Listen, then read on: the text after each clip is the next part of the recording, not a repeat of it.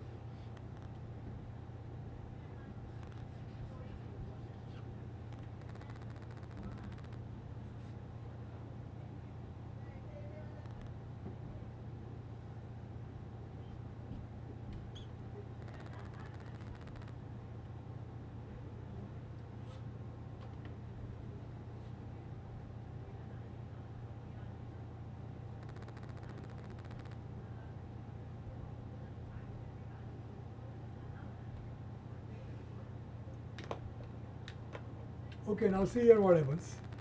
Now this is an arrangement of a Tatham dynamometer, which is of a transmission type dynamometer.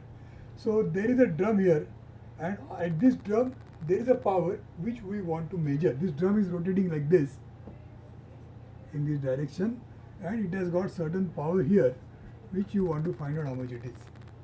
Okay, and you know power is equal to 2 pi nt by 60. Out of that, speed you can measure,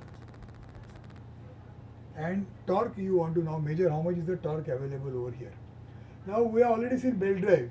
So according to belt drive, when a pulley is rotating like this, and when there is a belt like this, you can see there is one belt which is continuously passing from this pulley, then to this pulley, then to this pulley, and so on.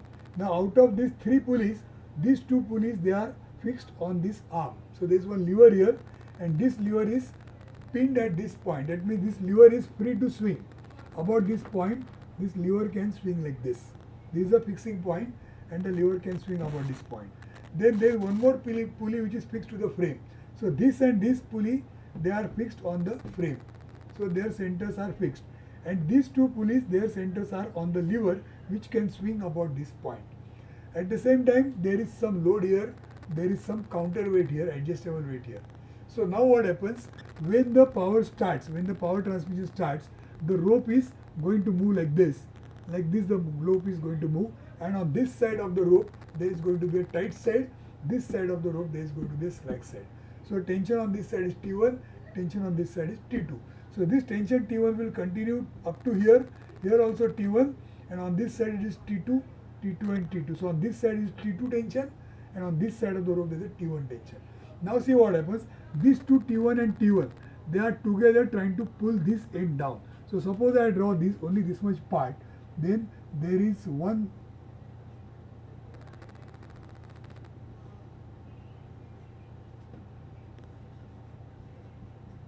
see there is 2 times T1 and T1 means 2 times T1 acting on this roller, on this pulley, and on this pulley there is 2 T2 acting. There is a fulcrum point here.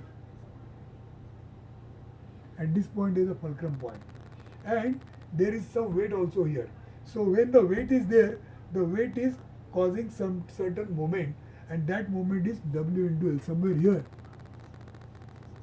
there is weight which is at a distance of L. So what happens is, when the weight is there, when this T1 and T2 also are there, and by way of adjustment of this weight, small weight, adjustable weight, we are trying to keep this lever in the horizontal position, so that all these belt tensions, they are perpendicular to the lever axis. So we are seeing that they are perpendicular, so that the lever is horizontal and the pulls are vertical, so that you can take the moment very easily. So in this position, what happens, for the equilibrium of this lever, what are the forces acting on the lever? So for the equilibrium, you can say that this is the fulcrum point, and here there is 2T1 here there is 2t2 and here there is w and certain distances are there. So we can write moment on this side equal to moment on this side. So 2 times t1 into a is equal to on that side 2 times t2 into a plus w into L. So what is w into L that you want to find out? So w into L is on this side and this is t2, 2 times t2 into a, this a and this full thing is L. So I am taking this on this side, so it is 2a t1 minus t2 is equal to w into L.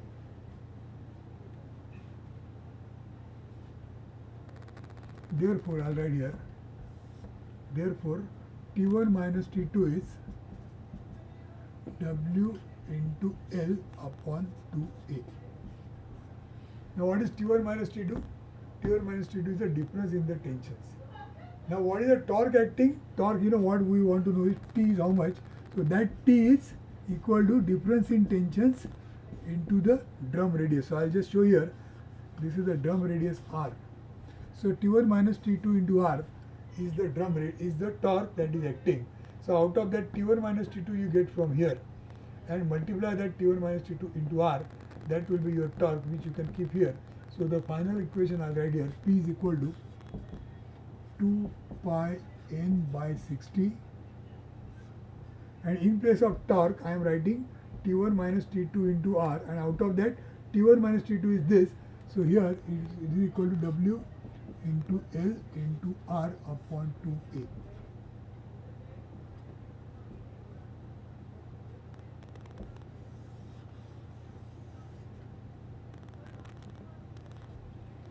So 2 pi n W L R upon 2A by 60, this is the power. Out of that speed we can measure by tachometer, W is can be measured, L is the distance you can measure, R is the distance, R is the length, diameter of the radius of the drum which you can measure, and A is again the distance. So all these things are measurable.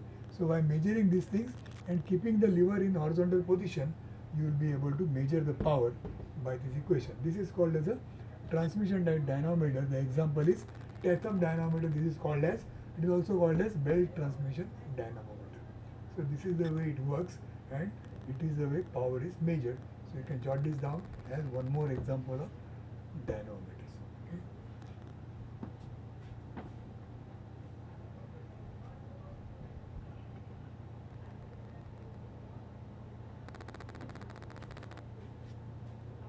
Okay, so we have completed this topic, brakes and dynamometers. Now let us have some assignments on this problem, on this topic. So assignment number 4 it is, and the first problem. Now the problem statement is already there with you. So what this problem number 1 says, that there is a belt, there is a rope brake which is present like this. So there is a drum like this. I'll draw the figure first. Here there is a rope that is around the drum like this.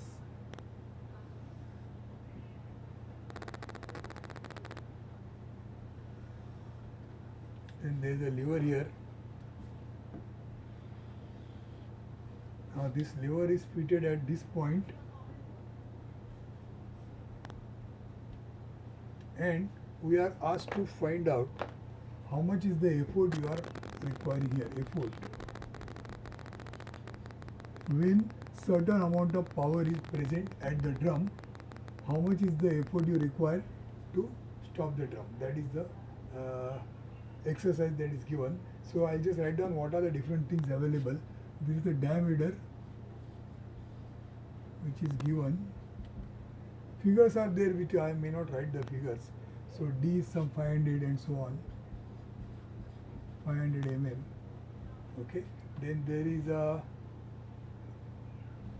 coverage of this angle, whatever is written here. This angle, of course, I have not drawn properly. So you can say that this is the 3/4 of circumference. The way it is drawn, it is not to the scale, but take it at the circumference. 3/4 of the circumference is the overlapping angle. So you are given theta. how much is the theta that is available. Then some other things are there. There is a braking torque. TB is the braking torque at the drum.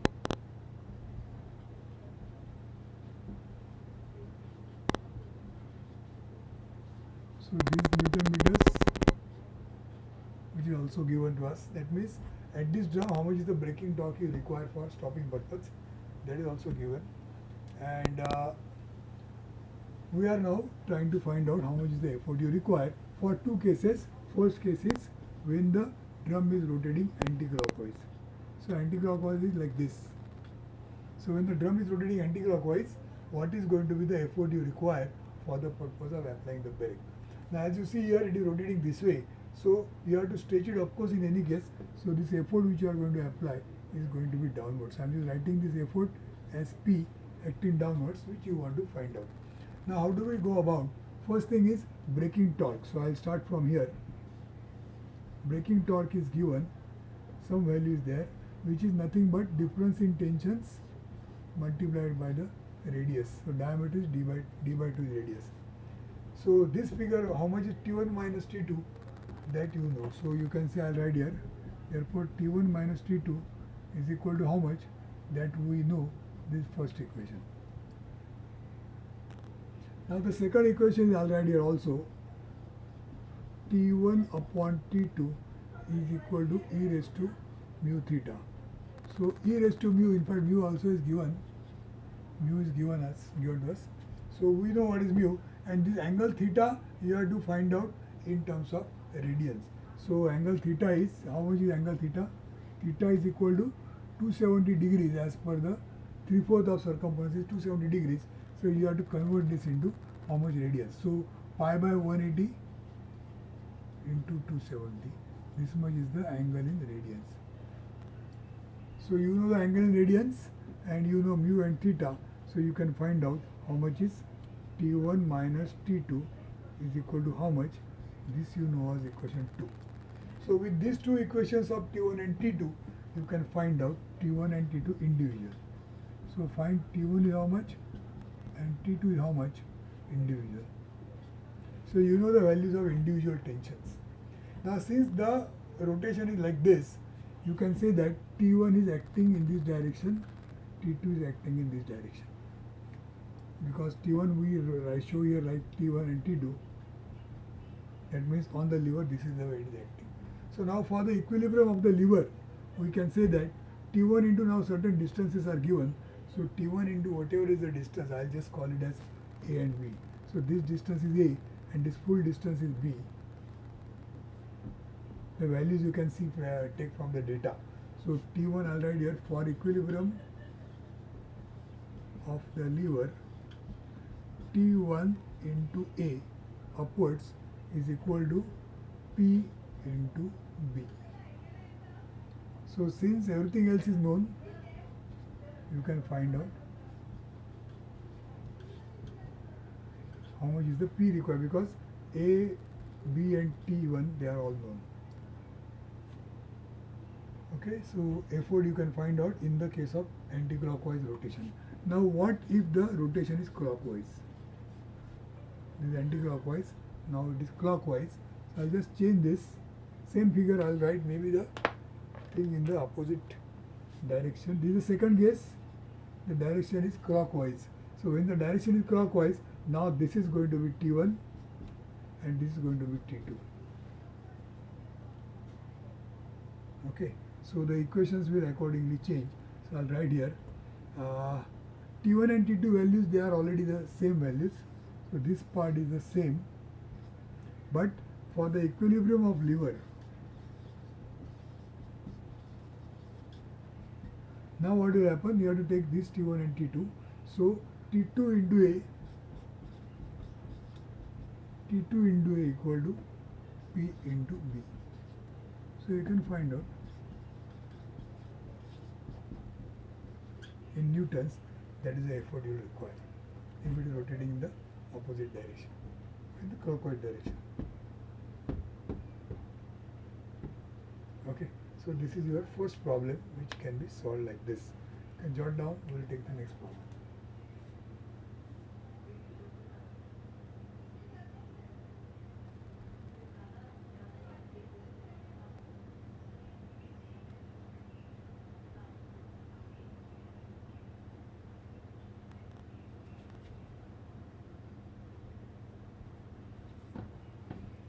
Okay, now let's take the next example, problem number 2. Now this is a case of a differential band break. So the figure I drawn first.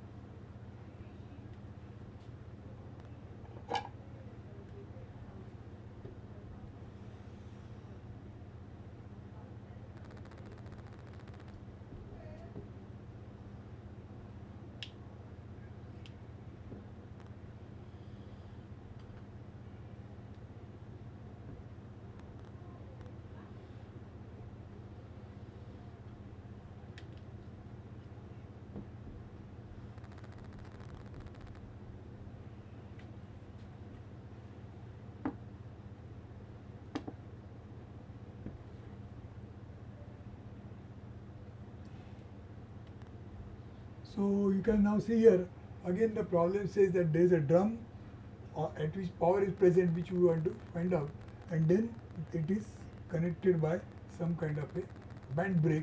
In this case it is a differential band break, the distances are unequal, and you are going to apply some effort over here and find out how much is going to be the, you have to find out the power, or rather not power, the effort at this place, how much is required. So I'll write here effort how much.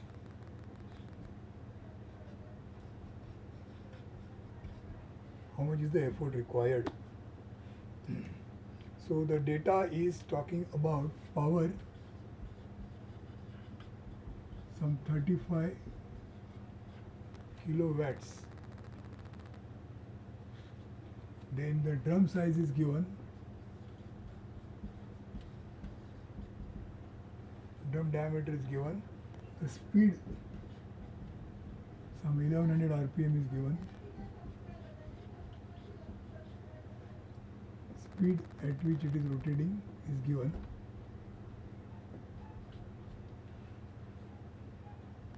Then the angle of lap is given and coefficient of friction is given, and you are asked to find out effort for clockwise and anti-clockwise. In the case of clockwise, how much is the effort you require, and in the case of anti-clockwise rotation, how much is the effort you require. That is what is asked. So all what we have to do is, first let us take, say, anti-clockwise. Let me this way.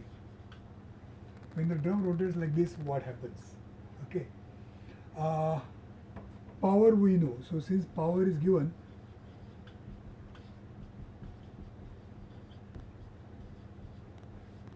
pi nt by 60.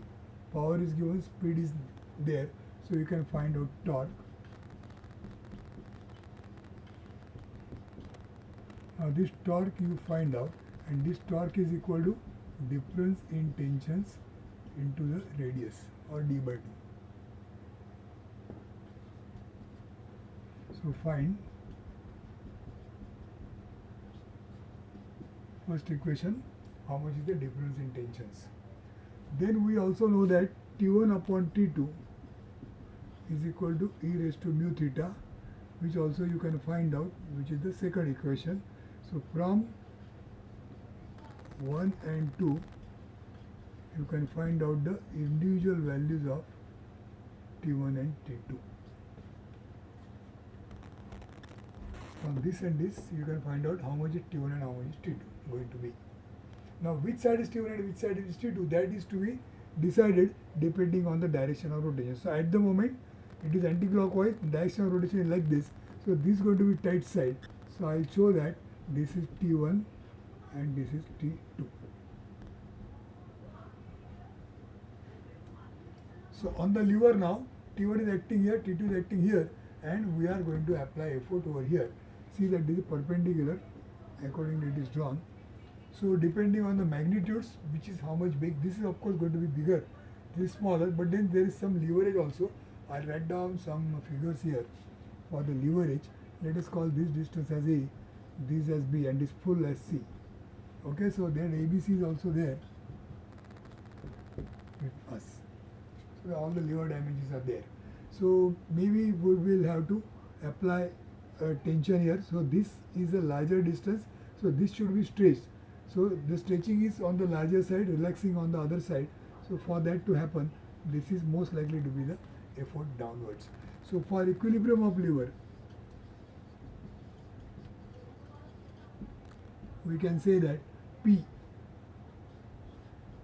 into A downwards and T1 into A, P into C rather,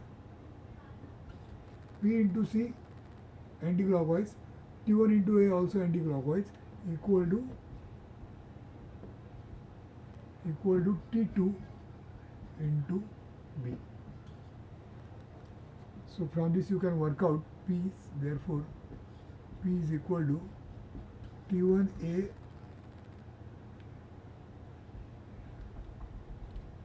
T2B rather, T2B minus T1A upon C. So everything is known, you can find out, that is the answer in newtons. Now if it is negative, if the answer is negative, that means the direction of P what we have assumed downwards is not correct,